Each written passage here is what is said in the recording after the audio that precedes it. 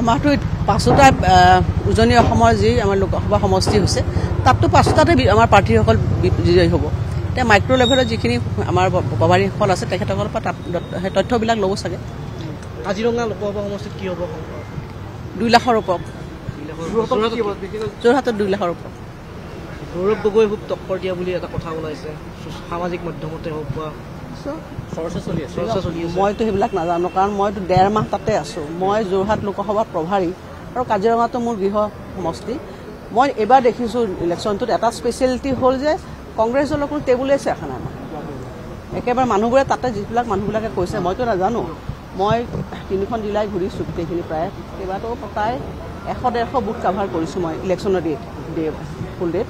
তেতিয়া মই কিন্তু কংগ্ৰেছৰ বহুততো টেবুল দেখা নাই, টেবুল নাই দেখা তেওঁলোকৰ বা মানুহো নাই দেখা।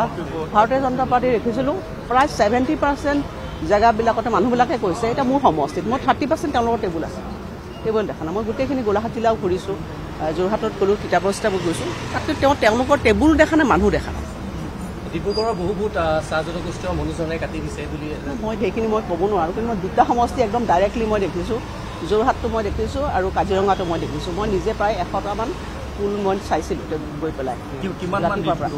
লিডটো মই কৈছোঁ 2 লাখত দিছোঁ।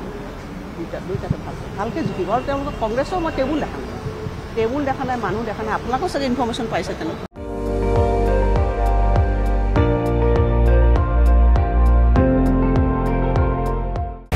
আপুনি চাই আছে ND24, সৰ্বশ্ৰেষ্ঠ নহয় সৰ্বোত্তমৰ দৌৰ।